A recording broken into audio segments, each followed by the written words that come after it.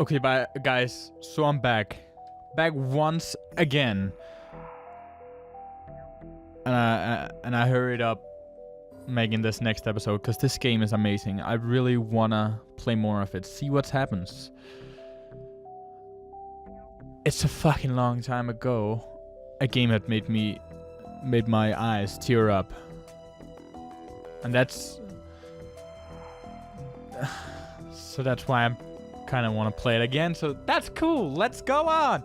Bright daylight struck my eyes. At first, I didn't pay attention as I wasn't fully awake yet. On their own, my legs carried me towards the door. Semyon. Damn, looks like I fell asleep and missed my stop. Oh, who's Semyon? But there was no door. Oh, we are. Okay. I looked around the bus and realized that it wasn't a good old worn out Lias. Instead, the bus was an Icarus model. A new one. Damn. I froze in shock. How? What? Am I dead? Have I been kidnapped?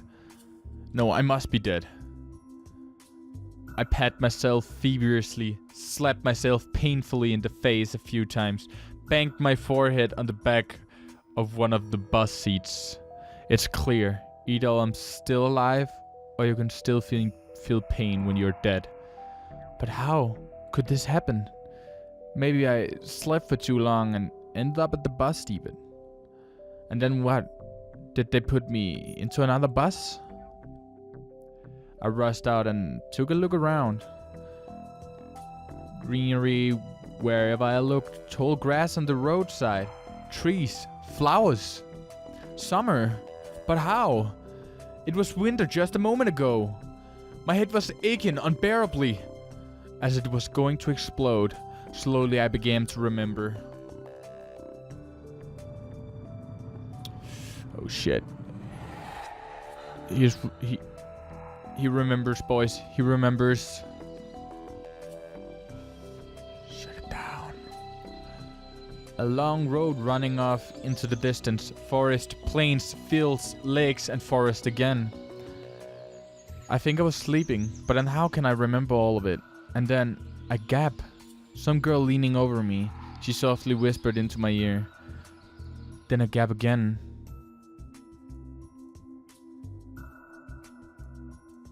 And then I woke up here. Who was that strange girl? Or was she just a dream? For some reason, thinking about her made me feel better and calmed me down a little. I felt warmth all over, coming from the inside. Could it be her who brought me here? Then I need to find her. And the best place to look for her is away from here. I rushed to the left, then to the right, then stopped, hesitating over where to go. Finally, I ran in the direction from which the bus had probably came.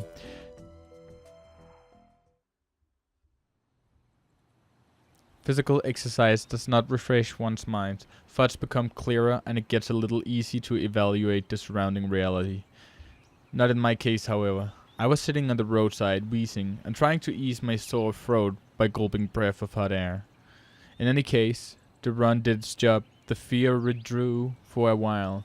Maybe I really am just dreaming.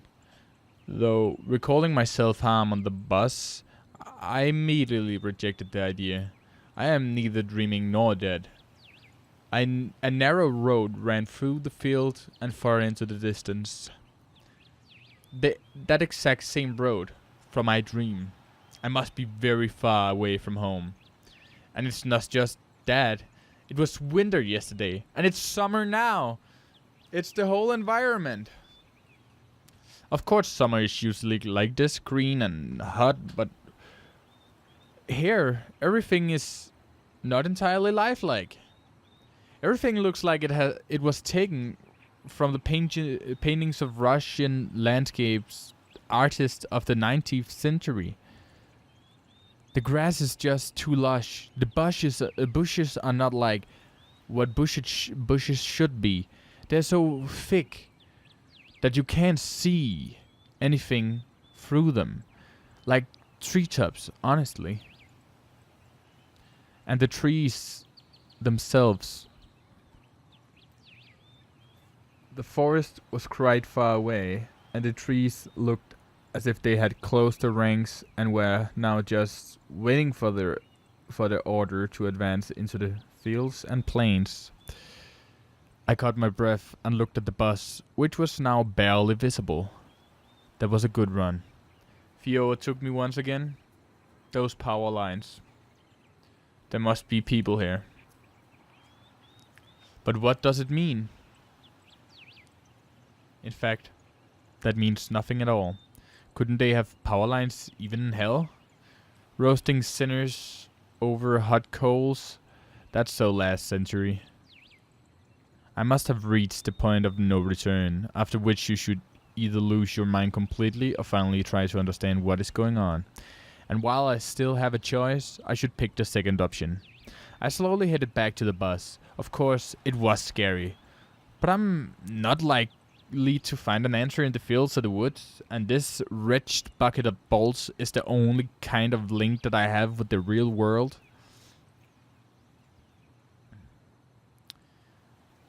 I should carefully scout the area. Wait. Sovunok means outlet. Okay. This is the fucking entrance from a dream. The fucking entrance from our dream. Boys, you know what this means. This means that our dreams told us something. A brick wall, and its gates crowned with Zovionok sign, statues of pioneers standing on either side, and a road sign nearby showing the bus route number 410. Okay. Semyon, the trip's taking a bit too long today, I smirked. A person may start acting inappropriately in extreme situations. Something like that is probably happening to me now. This place didn't look abandoned at all. No rust on the gates, no damage to the walls. Oh, that's a little rust on the gates, and it looks a little abandoned, kinda, but okay. Okay, it is Russia after all. Zovionok. What could have a name like that? Judging by the pioneer statues, it could be a kid's summer camp. Moreover, it appears to be open. Of course, the simplest explanation, logically speaking, explains nothing at all. The strange girl, the altered bus, summer, the pioneer camp. Thousands of theories went through my mind instantly, from alien abduction to lethargic sleep, from a hallucination to a time and space shift. None was worse than any other, but there was really no way to pick a single one. Then it occurred to me, I can try to make a phone call. I took out my cell phone and dialed the first number from my contact list. Didn't look like anybody picked up. But instead of signal strength bars, the screen was showing a thick cross. Alright, there may be no signal in such a remote place. Though I cannot be the only one who came here. Buses don't drive themselves. Examined the bus from all sides to make sure that it wasn't a hallucination. Bits of dirt on the button, some rust here and there, faded paint and worn out tires. No, this is definitely a very ordinary Icarus. Yeah, exactly the kind of bus which takes you places beyond your understanding if you carelessly fall asleep. I gave a nervous chuckle. Tee-hee. It came out by itself. Sporadically. Because this wasn't the right place or time to laugh. But where on earth is this driver? I cautiously sat down on the curb beside the bus and started to wait. My patience didn't last long. My anxiety seemed to have reached its peak, and I started to go slightly mad. In such a situation, anyone would have probably felt something similar. Aliens and parallel universes were gone from my imagination, leaving only void and darkness. Is this how everything will end? How my life will end? But I wanted to do so much. There were so many things that I had no time for yet. I was overwhelmed by the idea. This was definitely the end. But why? It's not fair. Surely I'm no worse than anyone else. God, why?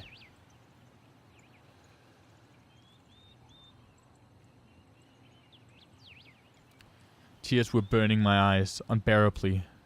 I curled up and started rolling in the grass. Why? What did I do? Why me? But my cries were only heard by the speechless statues of the pioneers and a bird on a tree, which immediately flapped its wing and took off, crying out something in its own bird language, as if laughing at the idiot who dared to interrupt its after-dinner nap. I was left breathless from reaping and just lay quietly, sobbing occasionally. What a faggot. After a while I managed to pull myself together. My mind cleared up a bit, as if terror and the fear of death gave me a little break. All in all, if someone wanted to kill me, what is all this for? It doesn't look like an experiment either. If this is just some crazy coincidence, then there's probably no threat. Anyway, for now it seems there's no danger. The panic was soon gone. Of course the blood was still pounding in my temples and my hands were still shaking, but at least I could think clearer now. Right now there is nothing I can really change anyway. So no matter how much I think or how mad I get, it would only make things worse. Until some actual facts appear, there is really no point in making guesses. In any case, I won't learn anything by lounging around here. This camp, if of course it really is a camp, looked like the only place where people could be. So I decided to go there, and hardly had I reached the gates when a girl came out from behind them, wearing a pioneer uniform. My logic didn't let me down this time. Then again, a pioneer uniform in the 21st century. And then again, a girl here. I froze, unable to take a step. I felt very much like running away. Running as far away as I could from this place. Far from this bus, gates, statues, and far from this bloody bird and its siesta. Just running free like the wind, faster and faster, waving to the planets passing by, winging at the galaxies. Running, becoming a pulsar ray and turning into vestigial radiation, running to face the unknown. Run no matter where, as long as it is far away from this place. Meanwhile, the girl came closer and smiled. I could not help but notice her beauty, even though I was trembling with fear. Human instincts work independent of consciousness, and while only 5% of the brain is responsible for cognitive processes, the remaining 94% are always busy sustaining life, and in particular ensuring stable functioning of the hormonal system. I desperately wanted to get less complicated, and stop thinking in formal quotes from an encyclopedia. Though my thoughts appeared one by one, being stupid, out of place, as if taken from an internal monologue of a hero of some junky softcore crime fiction book. I think don't we all do that? Is it just him and is it just him that's weird, or do we all just do that? A pretty Slavic face, long braids that looked like 2 armfuls of fresh hay, and blue eyes you could drown in. Pioneer girl, hey, you must have just arrived. Reply, yeah. Alright then, welcome. She smiled broadly. Strange, it looked as if I had just a normal girl in front of me. But I shouldn't have returned here. The woods and fields seemed better. But what shall I do next? Try to speak with her? As if she was human. Run away or what? The blood was pumping unbearably in my head, tearing it apart from the inside. A little bit more and the poor pioneer girl would be splattered with the gruesome contents of my skull. What's so funny about that? The girl looked me over. It sent shivers down my spine and my knees started to tremble. Nothing? Great then. Great. What's so great about that? Suddenly, a thought crossed my mind. To hell with it all. Forget about the bus behind me. The fact that it was winter yesterday and summer today, I wanted to rip off my itchy sweater and just accept that all this is actually happening. Everything is as it should be. All this is for the best. Would you happen to know? You should go to her camp leader. She'll tell you everything. Look, you go straight ahead to the square, then turn left. You'll see several small cabins. She pointed at the gate as if I knew what was behind them. Dmitrievna is a patronymic, a derivative of a person's father's name. In this case, Dmitriev, put by Russians after the person's first name as a sign of respect for a formal address. Okay, well, you can ask someone where Olga Dmitrievna's cabin is. Okay. I got it? Of course I didn't. Well, I got to go now. Fuck! Now I'm fucked. What should I do? I didn't get it. The girl waved her hand at me and disappeared through the gates. It seemed as if, to her, I was something ordinary. And all this show with the bus and the travel, while awake or asleep, were troubling only to me, while everything here is just the way it is supposed to be. Camp leader pioneer uniform. What are they doing? A historical reenactment here? I hope I won't find Lenin standing atop an armored car in this square. But even that would not surprise me right now. After standing alone for a while, I headed into the camp. A mere 50 meters ahead, a small one-story house popped up on the left side. The sign near the door said clubs. I was about to come closer. Oh, so this is ooh, who the fuck is that? She has purple hair. I like the blonde better. She looked better. When the door suddenly opened and a short girl wearing a pioneer uniform came out. Her pretty face gave me the impression of one suffering for the fate of the whole of mankind with a truly universal sorrow. As soon as she saw me, the girl froze, as if frightened. I froze too, considering what was the best to do, to approach first or wait until she showed some initiative. Or maybe run away after all. Although this last option was constantly being suggested only by my self-preservation instinct. At least, that's what I like to believe. But the worst human instinct, but far from the most logical. Not the worst, shit. If this instinct played poker against deductive abilities, the outcome would be predetermined. And those deductive abilities, or at least their semblance, were hinting to me that there was no need to be afraid of this girl. Suddenly somebody jumped out of nearby bushes. CCCP. What? It's a little. She's small. Oh, a little. She's half the size. It's a little fucking girl. Suddenly somebody jumped out of the nearby bushes. Nah, I don't think it's a girl. She's probably just very small. A very small Russian. A girl wearing a bright red t-shirt with USSR written on it. It says CCCP. Oh, that's the Russian way of saying USSR. Okay, I understand now. I'm a goddamn idiot. Now you know, guys. I've always been. Now you have. Now, just clip this. Now you know. Use it as evidence. If I'm ever gonna say I'm not an idiot, you can use this clip as evidence that I am a fucking idiot. Okay? Good. Now we're on the same page now. Such a perfect reproduction of the age. She looked quite short from a distance and was probably younger than both pioneer girls. The one at the gates and this girl at the door of some of the clubs. At least I decided to come closer, but the USSR, as I called her in my mind, jumped towards the first girl and started telling her something while widely waving her arms. The other girl in turn seemed confused and lowered her gaze, remaining silent.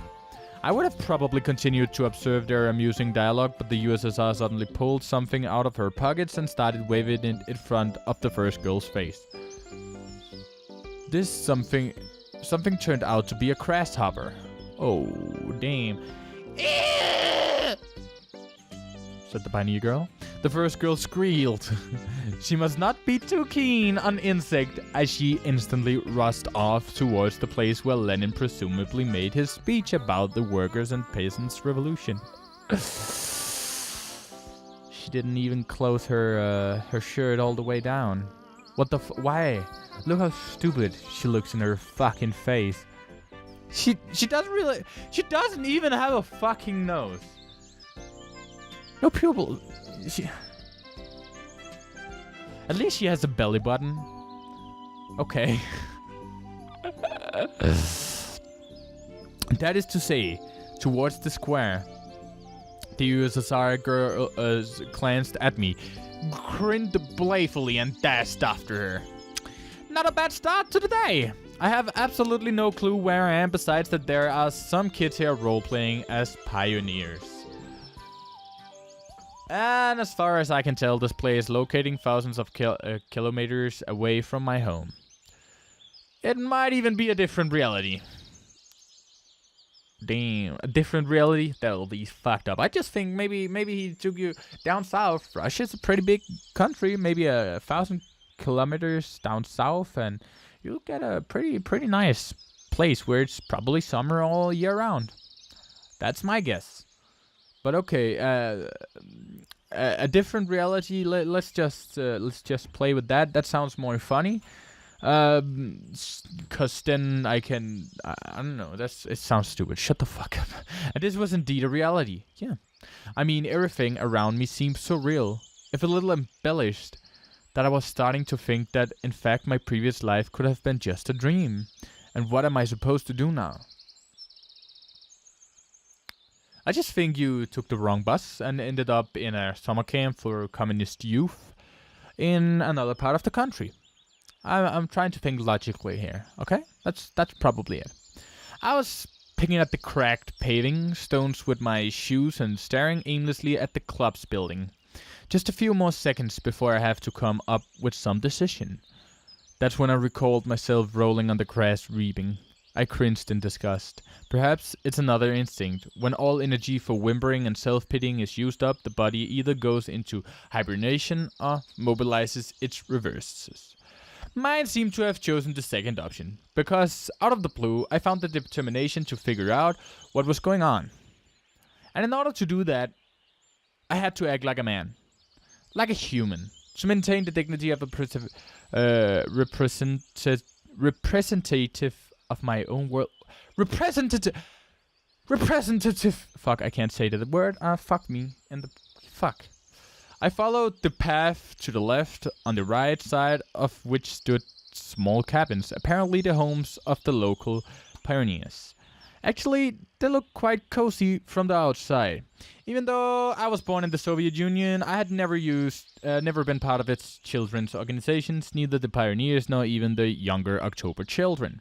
I imagined the daily life of a typical pioneer camp a bit differently. Huge barracks with long rows of metal bunks, wake-up calls at 6 o'clock played by a siren, 1 minute to make your bed, and joining the formation at the drill square. Oh wait, could I be confusing it with something else? Suddenly something struck me on the back. I staggered but remained on my feet, turned around and prepared to fight heroically for my life. But all I found was another girl standing before me, and she can't wear her shirt right either, but I have nothing against it. She's showing all her stomach, and I have nothing against it. She looks okay. She looks a little scary with those red eyes and that red hair and all that red and being communist and all. You know, that's kind of intimidating and scary, but she doesn't look half bad. I'd definitely bang, guys. But all of my mouth hung open in surprise. Pick your jaw up from the ground.